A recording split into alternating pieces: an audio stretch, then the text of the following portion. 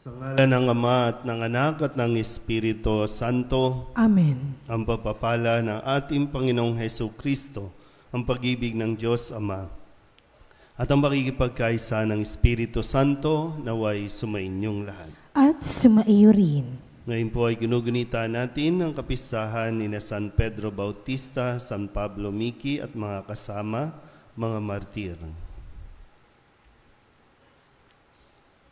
Mga kapatid, tinipon tayo bilang mga kaanib na angkan ng Diyos, kaya dumulog tayo sa maawaing Panginoong nagpapatawad ng lubos.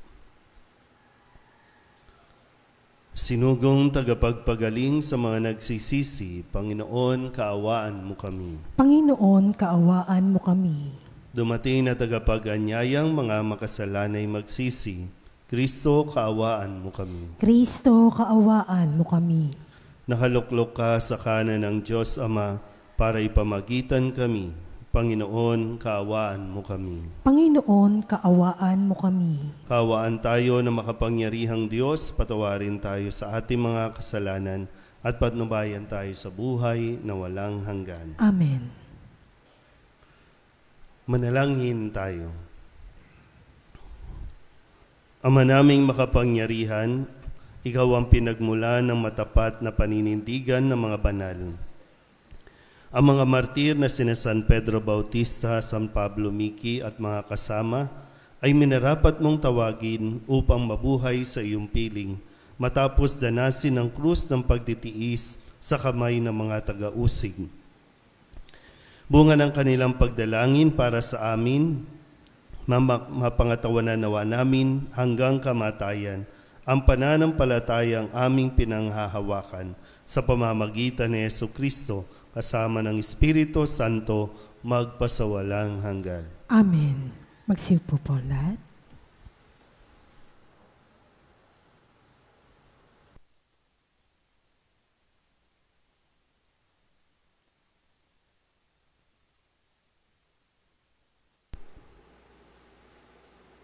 Pagbasa mula sa unang aklat ng mga hari.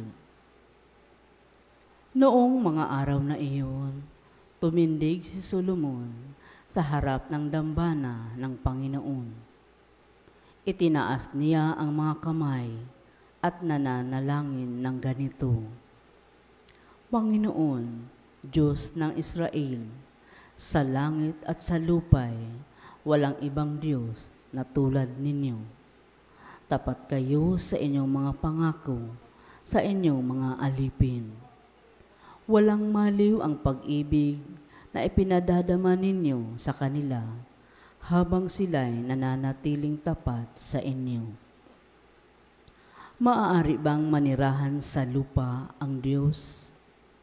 Kung ang langit, ang kataas-taasang langit, ay di sapat na maging tahanan ninyo, ito pa kayang hamak na tahanang aking itinayo. Gayunman, dinggin ninyo ang dalangin at pagsamo ng inyong alipin, O Panginoon, aming Diyos.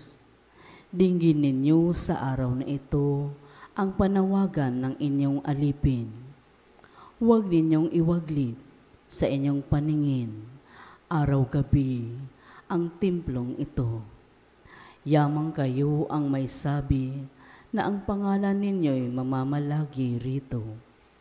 Sa gayon maririnig ninyo ang bawat dalangin ng inyong alipin tuwing mananalangin sa puok na ito. Dinggin ninyo ang inyong alipin at ang inyong bayan tuwing kami mananalangin sa lugar na ito. Dinggin ninyo kami buhat sa inyong luklukan sa langit at patawarin ninyo kami. Ang salita ng Diyos. Salamat sa Diyos. Salmong tugunan ang ating pong itutugon. Ang templo mo'y aking mahal, Diyos na makapangyarihan. Ulitin po natin. Ang templo mo'y aking mahal, Diyos na makapangyarihan. Nasasabik ang lingkod mong sa patio mo ay pumasok. Ang buong pagkatao'y umawit na may lugod. Sa masayang pag-awit ko, pinupuri buhay na Diyos. Tugon. Ang templo mo'y aking mahal, Diyos na makapangyarihan. Panginoon, sa templo mo, mga mayay nagpupugad. Maging ibong layang-laya, sa templo mo'y nagagalak. May inakay na kalinga sa tabi ng iyong altar. Upoon, hari namin, at Diyos na walang kupas. Tugon. Ang templo mo'y aking mahal, Diyos na makapangyarihan. Mapalad na masasabi, silang dooy tumatahan, at palaging umaawit, nagpupuring walang hanggan. Basbasan mo, Panginoon, yaong hari naming mahal. Pagpalain mo po siya, yamang ikaw ang humirang. Tugon. Ang templo mo'y aking mahal, Diyos na makapangyarihan. Kahit isang araw lamang, gusto ko pang sa templo mo, kaysa 1,000 araw na iba ang tahanan ko. Gusto ko pang maging bantay sa pinto ng iyong templo, kaysa ako'y mapasama sa masasamang mga tao. Tugon. Ang templo mo'y aking mahal, Diyos na makapangyarihan. Magsitayo po lahat.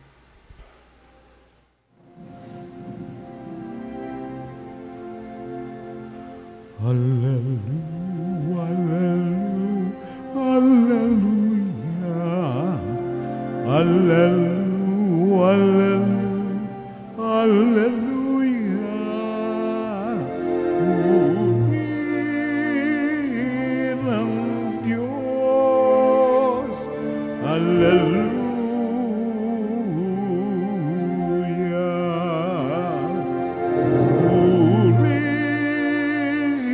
Ng Diyos, hallelujah.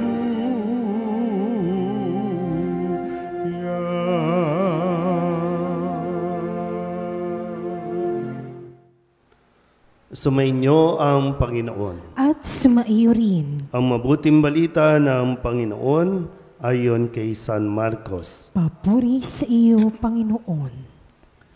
Noong panahong iyon, may mga Pariseo at ilang iskribang galing sa Jerusalem na lumapit kay Jesus. Nakita nila na ang ilan sa mga alagad ni Jesus ay kumain ng hindi muna naguhugas ng kamay sa paraang naaayon sa turong minana nila. Ang mga Hudyo, lalo na ang mga Pariseo, ay hindi kumakain hanggat hindi nakapaghuhugas ng kamay ayon sa mga turong minana nila sa kanilang mga ninuno. Hindi rin sila kumakain ng anumang galing sa palengke nang hindi muna ito hinuhugasan. At marami pang ibang minanang turo ang kanilang sinusunod tulad ng tanging paraan ng paghuhugas ng mga inuman, ng mga saro, ng mga sisidlang tanso at mga higaan. Kaya tinanong si Jesus sa mga Pariseo at mga iskriba, bakit hindi sumusunod ang mga alagad mo sa mga turo ng ating mga ninuno? Kumain sila nang hindi man lamang naghugas ng kamay ayon sa paraang iniutos. Kumain sila nang hindi man lamang naghugas ng kamay. Sinagot sila ni Jesus, tama ang hula ni Isaías tungkol sa inyo. Mapagpaimbabaw nga kayo. Gaya ng kanyang isinulat, paggalang na handog sa akin ng bayan ko'y paimbabaw lamang, sapagkat sa bibig at hindi sa puso ito bumubukal. Pagpurit pagsambang ginagawa nila'y walang kabuluhan. Ang utos ng tao ay itinuturong utos ng may kapal. Niwawalang kabuluhan nga ninyo ang utos ng Diyos at ang sinusunod ninyo'y ang turo ng tao. Sinabi pa ni Jesus, kay husay ng paraan ninyo sa pagpapawalang bisa sa utos ng Diyos. Masunod lamang ninyo ang mga turong minana ninyo. Tulad nito, iniutos ni Moises, igalang mo ang iyong ama't ina at ang magsalita ng masama sa kanyang ama o ina ay dapat mamatay. Ngunit itinuturo ninyo, kapag sinabi ng isang tao sa kanyang ama o ina, ang anumang maitutulong ko sa inyo ay korban. Alalaong inihahain ko ito sa Diyos. Hindi na ninyo siya pinahihintulutang tumulong sa kanyang ama o ina. Sa ganitong paraay, niwawalang kabuluhan ninyo ang salita ng Diyos sa pamamagitan ng mga turong minana ninyo. At marami pang bagay na tulad nito ang ginagawa ninyo. Ang mabuting balita ng Panginoon. Pinupuri ka namin, Panginoong Heso Kristo. Isang mapagpalang umaga po sa inyong lahat. Kasama po ang lahat ng mga martir na ating ginugunita ngayon, sina Pedro, Miki at mga kasama. Tayo po nawa ay magabayan sa atin pong pagdiriwang ng Banal na Eucharistia ngayong Martes ng ika-8 linggo sa karaniwang panahon. Napakahalaga po na mas maintindihan natin ang utos ng Diyos. Kung kahapon po, maalala ninyo sa unang pagbasa sa Aklat ng Mga Hari, kinuha ni Solomon ang kaban ng tipan at nilalaman nito ang mga tapyas ng bato bilang pag-uugnayan o yung covenant ng tao at ng Diyos. Ibinigay ng Diyos itong mga utos na ito para mas maging maayos ang ugnayan natin sa Diyos at sa ating kapwa. Dito nakasalalay yung ating pagsasabuhay o yung ating pamumuhay sa araw-araw. Sa bagong tipan, hindi na lang basta tapyas ng bato, kundi mismong si Kristo ang nakikipag-ugnayan sa atin. Yung tapyas na bato, nagkatawang tao, naging salita, si Kristo. At ngayon, si Kristo mismo ang nagpapaalala sa mga tao, lalo tigit dito sa mga Hudyo, mga Pariseyo na pinagpasahan at inaasahan sana na magtuturo, magpapaunawa ng batas para mas masunod ito ng mga tao at maging mabuti silang tao. Pero dito, sinabi ni Jesus, totoo nga, para bang hindi naging maganda nagiging maganda ang reputasyon ng mga Pariseyong ito. Tandaan natin ulit, yung mga Pariseyo, sila yung mga nakakaalam dapat ng batas o utos na ibinigay ng Diyos. Sa panahon pa ni Moises, ipinasa. Sa kasawiang palad, nakalimutan nilang pagtuunan nito ng pansin dahil mas pinahalagahan nila ang mga minanang turo, mga tradisyon, mga kultura. Kaya mas mahalaga na sa kanila yung dapat marunong ka maghugas ng kamay. Dapat hinuhugasan mo muna ang mga bago mo kainin ang isang pagkain. Mas mahalaga na sa kanila yun. Kaya yun yung lagi nilang, kumbaga yung nagiging mata nila, tinitingnan nila kung ang lahat ba ay sumusunod sa kultura at tradisyon. Pero nakalimutan kung sumusunod ba sa utos ng Diyos. Minsan po, talagang mahirap yung bang mas gusto mong maging tama. Yung sundin ko yung tama ayon sa iyong paniniwala. Nakakalimutan natin kung paano ang maging mabuti. Kasi yun ang hinahangad ng utos na ibinigay ng Diyos. Yun tayo po ay maging mabuti, hindi lang maging tama, kundi maging mga mabubuting tao. Pag sinabi mabubuting tao, yung nagiging compassionate, nagiging yung kalooban natin, yung nagiging maunawain tayo, may pusong mapag-unawa. Hindi lang basta dapat sumusunod sa batas. At tandaan natin, wag nating lilituhin ang ating mga sarili. Ito ba yung utos ng Diyos o ito ay utos lamang ng tao? Kaya mahalaga na inaalam natin ito. At tumatanda na tayo nang hindi natin nauunawaan o inuunawa. Kung tutusin ang 10 utos ng Diyos, 10 nga lang eh. Pero minsan wala tayong pakialam. Basta igigit lang natin, ito ang tama, ito ang tama. Kahit nakakasama na para sa iba. Kaya ang daming ginagawang ng tao na batas na aayon lang sa sarili. Ngayon, hindi ko alam kung aware ba kayo o may pakialam ba kayo na hindi pa nga natin nasusunod ang mga naunang mga batas, pero ngayon gusto ulit natin magkaroon ng charter change. Pero wala tayong pakialam, di natin inaalam. Nagpapalakad na ng mga pagpipirma para umusad daw, magkaroon ng kapangyarihan ang mga tao to na baguhin ang konstitusyon natin. Hindi tayo pwedeng walang pakialam. Kasi kailangan natin mas maging mabuting tao. Kaya nga yung batas ng Diyos, paano ka magkakaroon ng relasyon sa Diyos at magkakaroon ka ng relasyon sa kapwa. Hindi tayo pwedeng simba lang ng simba, dasal lang ng dasal, na wala tayong inaalam o kaalaman dito. Hindi tayo pwedeng manatiling ignorante. Kaya hindi komplikado yung binigay ng Diyos sa atin eh. Madaling unawain, madaling intindihin sa kaisipan ng tao. Kaya lang, ang tao, dahil nga sa pagmamarunong, nagiging komplikado. Hindi ko alam kung ano po yung mga iginigiit ninyo. No? Iginigiit natin na tama. Ito ang tama. Pero yan ba yung mabuti? Dahil yun ang tanging hangad ni Jesus.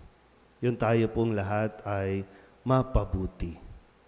Kaya si Kristo ang nakikipag-ugnayan sa atin. Si Kristo mismo ang nagtuturo ng mga bagay na dapat nating maunawaan o maintindihan.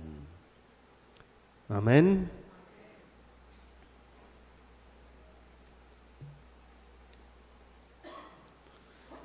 Walang saysay ang ating pagsamba kung hindi ito nanggagaling sa pusong tunay. Manalangin tayo ngayon sa Diyos Ama upang gawin niyang malinis at tapat ang ating mga puso. Ang ating pong itutugon, Panginoon, dinggin mo ang aming panalangin. Panginoon, dinggin mo ang aming panalangin.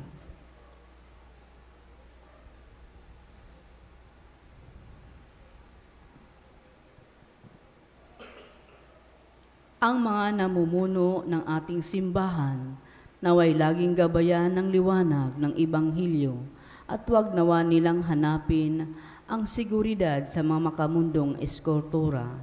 Manalangin tayo sa Panginoon. Panginoon, dinggin mo ang aming panalangin. Bilang isang komunidad, naway huwag nating isara ang ating mga mata sa tunay na pangailangan ng mga mahihirap na ating kasama. Manalangin tayo sa Panginoon. Panginoon, dinggin mo ang aming panalangin. Ang lahat ng Kristiyano naway mapagtanto na makikita sa ating pakikitungo sa ating mga kapwa ang tunay na pagsasabuhay ng kalooban ng Diyos. Manalangin tayo sa Panginoon. Panginoon, dinggin mo ang aming panalangin. Ang mga may sakit naway mapalakas sa kanilang kahinaan at mapalaya sa kanilang mga karamdaman. Manalangin tayo sa Panginoon. Panginoon, dinggin mo ang aming panalangin. Ang mga kapatid nating pumanaw na ay magkamit nawa ng kapayapaan ng Diyos. Manalangin tayo sa Panginoon. Panginoon, dinggin mo ang aming panalangin. Idulog din natin sa Panginoon ang ating mga personal na kahilingan at mga panalangin para sa ating mga pamilya. kasama ang mga kailingan ng mga nanonood sa online. Lahat ng mga misang pasasalamat, espesyal na intensyon, mga agarang paggaling ng mga may sakit, at ang lahat ng mga kaluluwa na inihiling na ipagdasal sa misang ito.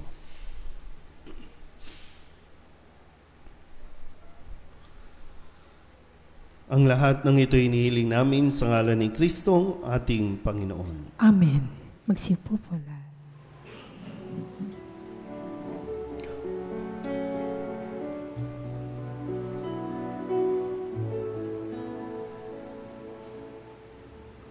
Panginoon, aming buhay,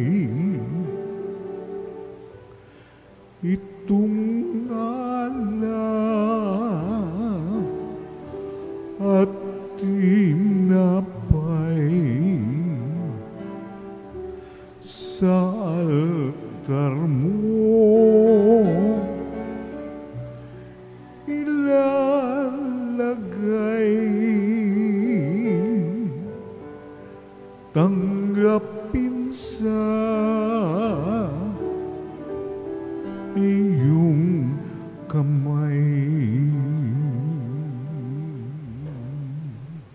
Manalangin kayo mga kapatid upang paghahain natin ay kalugdan ng Diyos Amang makapangyarihan. Tanggapin nawa ng Panginoon itong paghahain sa iyong mga kamay, sa kapurihan niya at karangalan, sa ating kapakinabangan at sa buong sambayanan niyang banal. Ama naming lumikha, tanggapin mo ang mga alay na aming inihahain ngayong ginugunita namin ng mga banal na martir at ipagkaloob mong aming sambahin ang ngalan mo ng may katatagan sa pamamagitan ni Jesucristo kasama ng Espiritu Santo magpasawalang hanggan. Amen. Sumainyo ang Panginoon. At sumaiyo rin. Itaas sa Diyos ang inyong puso at diwa. Itinaas na namin sa Panginoon. Pasalamatan natin ang Panginoong ating Diyos. Marapat na siya ay pasalamatan. Ama naming makapangyarihan, tunay ngang marapat na ikaw ay aming pasalamatan ngayong aming kagalakan na sina San Pedro Bautista, San Pablo Miki at mga kasama ay parangalan.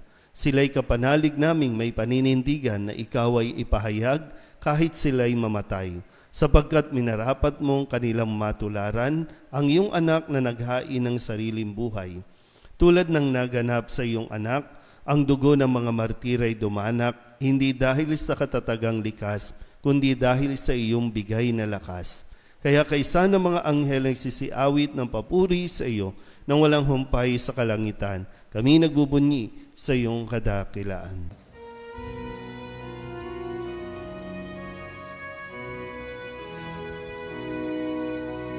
Santo, Santo, Santo, Panginoong Diyos ng mga hukbo, napupuno ang langit at lupa ng kadakilan mo. Hosana, Hosana sa kaitaasan, pinagpalang na paririto sa ngalan ng Panginoon. Hosana, Hosana sa kaitaasan. Ama naming banal, ikaw ang bukal ng tanang kabanalan. Kaya't sa pamamagitan ng iyong Espiritu, gawin mong banal ang kaloob na ito upang para sa aming maging katawan at dugo ng aming Panginoong Jesucristo.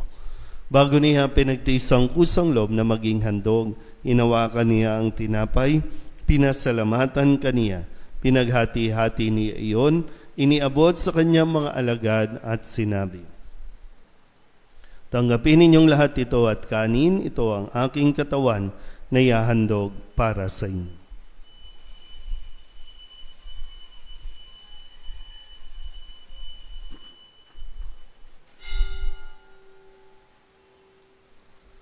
Gayun din naman nang matapos ang hapunan, hinawakan niya ang kalis, muli kaniyang pinasalamatan. Iniabot niya ang kalis sa kanyang mga alagad at sinabi, tanggapin ninyong lahat ito at inumin. Ito ang kalis ng aking dugo, ng bago at wala hanggang tipan, ang aking dugo na ibubuhos para sa inyo at para sa lahat sa pagpapatawad ng mga kasalanan. Gawin ninyo ito sa pag-alaala sa akin.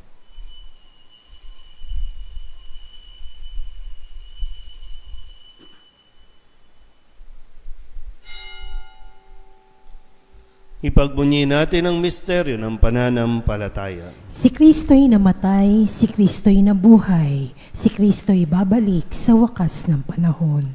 Ama, ginagawa namin ngayon ang pag-alaala sa pagkamatay at muling pagkabuhay ng iyong anak, kaya tiniaalay namin sa iyo ang tinapay na nagbibigay buhay at ang kalis na nagkakaloob ng kaligtasan. Kami napapasalamat dahil kami iyong minarapat na tumayo sa harap mo para maglingkod sa iyo. Isinasamo namin kami magsasalo-salo sa katawan at dugo ni Kristo ay mabuklod sa pagkakaisa sa pamamagitan ng Espiritu Santo. Ama, lingapin mo ang iyong simbahang laganap sa buong daigdig. Puspusin mo kami sa pag-ibig kay San Francisco na aming Papa at ni Jose na aming Obispo at ng Tanang Kaparian.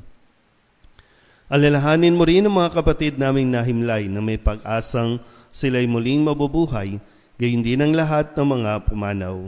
Kawaan mo sila at patuloyin sa iyong kaliwanagan. Kawaan mo at pagindapating kaming lahat na makasalo sa iyong buhay na walang wakas. Kaysa ng mahal na Birhen Maria na ina ng Diyos, ng kabiyak ng puso niyang sa San Jose, kaysa ng mga apostol at ng lahat ng mga banal na namuhay dito sa daigdig ng kalugod-lugod sa iyo, may pagdiwang nawa namin ng papupuri sa ikararangal mo sa pamamagitan ng iyong anak na aming Panginoong Heso Kristo. Sa pamamagitan ni Kristo, kasama niya at sa Kanya, ang lahat ng parangal at papuri ay sa iyo, Diyos Amang makapangyarihan, kasama ng Espiritu Santo, magpasawalang hanggan. Amen.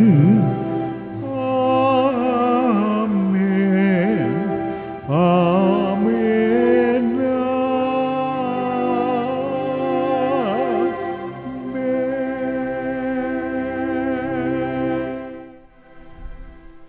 Sa tagubili ng mga nakagagaling na utos at turo ni Jesus sa Panginoon natin at Diyos, ipahayag natin ng lakas loob.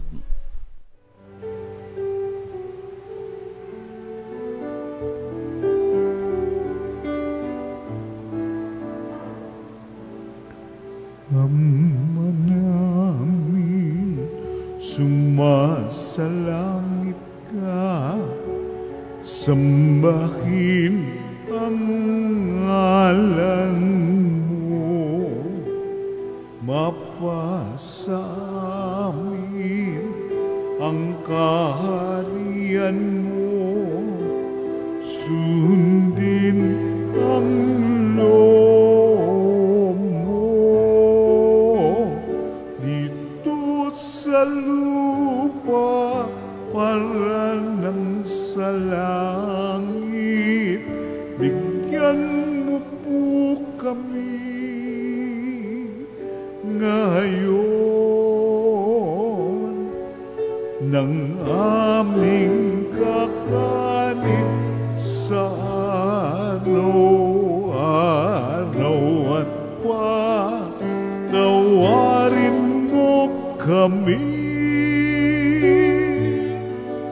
sa aming mga sala para ng pagpapatawan namin sa nagkakasala sa amin, at huwag mo kaming ipahintulot sa tukso, at diadya mo kami sa lahat ng masama. Hinihiling namin kami iadya sa lahat ng masama, pagkalooban ng kapayapaan araw-araw, iligtas sa kasalanan at ilayo sa lahat ng kapahamakan, samantalang aming pinananabikan ang dakilang araw ng pagpapahayag ng tagapagligtas naming si Jesu Kristo. Sapagkat iyo ang kaharian at ang kapangyarihan at ang kapurihan magpakailanman. Amen. Panginoong Jesu Kristo, sinabi mo sa iyong mga apostol, kapayapaan ang iniiwan ko sa inyo, ang aking kapayapaan ang binibigay ko sa inyo. Tunghayan mo ang aming pananampalataya at huwag ang aming mga pagkakasala.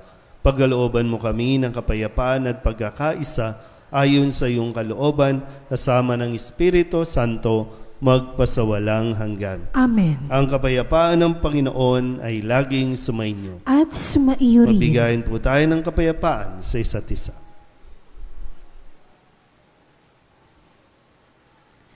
Kordero ng Diyos na nag-aalis sa mga kasalanan ng sanlibutan, maawa ka sa amin. Kordero ng Diyos na nag-aalis sa mga kasalanan ng sanlibutan, maawa ka sa amin. Kordero ng Diyos na nag-aalis sa mga kasalanan ng sanlibutan, ipagkaloob mo sa amin ang kapayapaan. Magsilod po lahat. Ito ang kordero ng Diyos. Ito ang nag-aalis ng kasalanan ng sanlibutan. Mapalad ang mga inaanyayahan sa kanyang piging. Panginoon, hindi ako karapat-dapat na magpatuloy sa iyo. Ngunit sa isang salita mo lamang ay gagaling na ako. Katawan ni Kristo. Amen.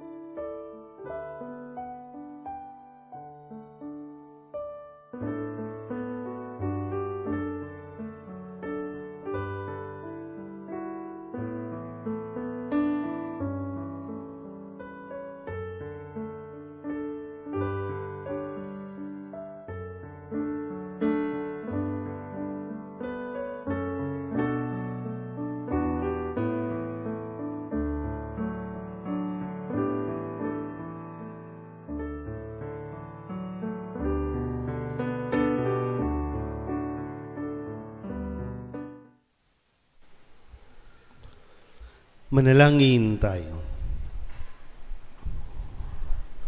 Ama naming mapagmahal, pinagningning mo ang misteryo ng krus sa mga martir mong banal. Ipagkaloob mo ang kaming pinatatag ng banal na pakikinabang ay makapanatiling matapat kay Kristo sa pagmamalasakit sa tanan sa pamamagitan niya kasama ng Espiritu Santo magpasawalang hanggan. Amen. Sumainyo ang Panginoon. At sumaiyo rin. At papalain kayo ng makapangyarihang Diyos, Ama at Anak, at Espiritu Santo. Amen. Tapos na ang banal na misa, humayo tayo sa kapayapaan ni Kristo. Salamat sa Diyos. Magandang umaga po. Magandang umaga po, Father.